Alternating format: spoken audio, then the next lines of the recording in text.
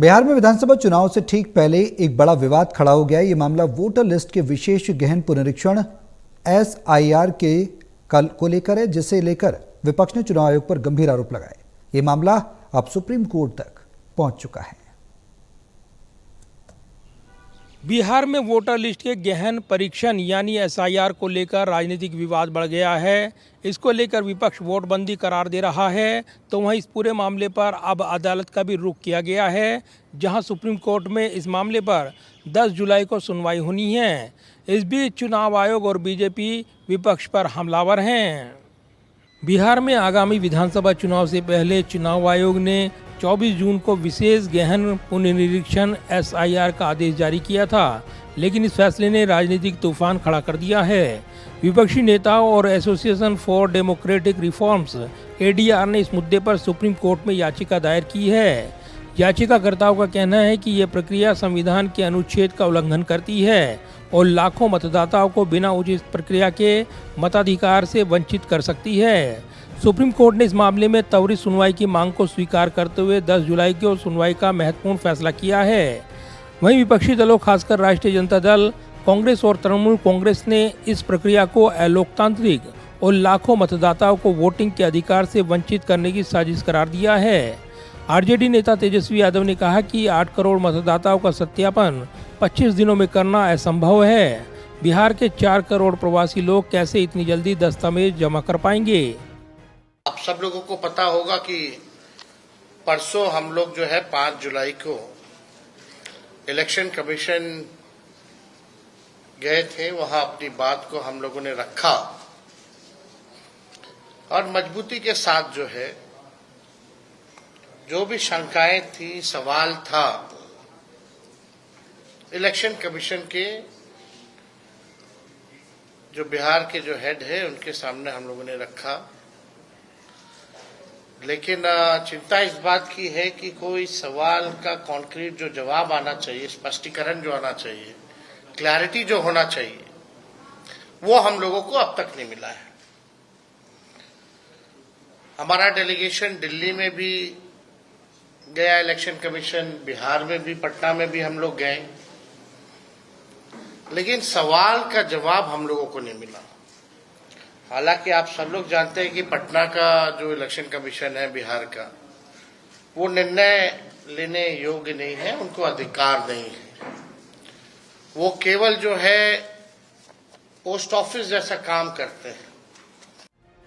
वहीं कांग्रेस अध्यक्ष मल्लिकार्जुन खड़गे ने इसे दलितों और वंचित वर्गों के मताधिकार को छीनने की BJP RSS की साजिश बताया है। ये तो सरकार, मोदी सरकार सबको बर्बाद करने वाली है।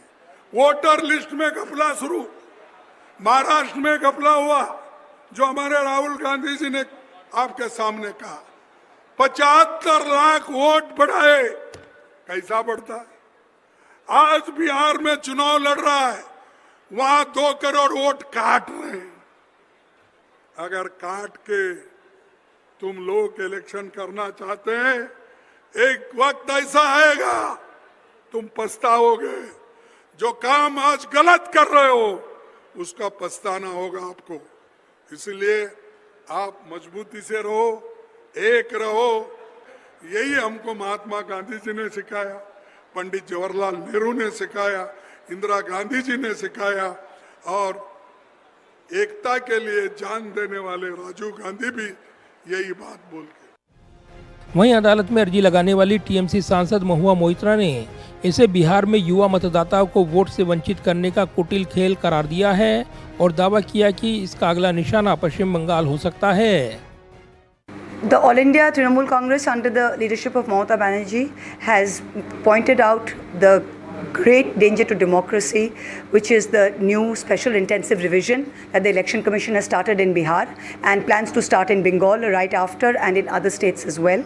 I have petitioned the Supreme Court last night. वहीं BJP और NDA ने SIR की इस प्रक्रिया का समर्थन करते हुए विपक्ष पर चुनाव में हार के डर से बहाने बनाने का आरोप लगाया है। BJP का आरोप है कि विपक्ष अवैध बांग्लादेशियों और रोहिंग्याओं के पक्ष में खड़ा है। कहते हैं ना, हार के डर से घबराए हुए हैं। जनता का जो समर्थन और जो बिहार के अंदर प्रधानमंत्री नरेंद्र मोदी जी का जो संकल्प और नीतीश कुमार जी का जो काम हुआ है, ये सब हार के डर से फ्रस्ट्रेशन में सब काम कर रहे हैं। सारा फ्रस्ट्रेशन है और कुछ नहीं है। और जब चुनाव से पहले है, फिर चुनाव के बाद बोलेंगे भाई ईवीएम में है, तो ये फ्रस्ट्रेशन में बोलते रहते हैं। दूसरी ओर चुनाव आयोग ने अपने फैसले का बचाव किया और कहा कि ये प्रक्रिया पारदर्शी है और सभी पात्र मतदाताओं को शामिल करने के लिए है। बिहार में साल 2003 के बाद इतने बड़े पैमाने पर वोटर लिस्ट का संशोधन नहीं हुआ था। आयोग ने यह भी स्पष्ट किया है कि 25 जुलाई तक दस्तावेज जमा करने की समय सीमा है और उसके बाद भी दावे और आपत्तियों के लिए समय दिया जाएगा। आयोग के मुताबिक अब तक 7.96 करोड़ मतदाताओं में से करीब 87% को प्री फिल्ड फार्म दिए जा चुके हैं और करीब 38 लाख फार्म जमा हो चुके हैं। साथ ही आधार कार्ड, राशन कार्ड और मनरेगा कार्ड जैसे दस्तावेजों को भी सत्यापन के लिए स्वीकार करने की मांग को आयोग ने मान लिया है।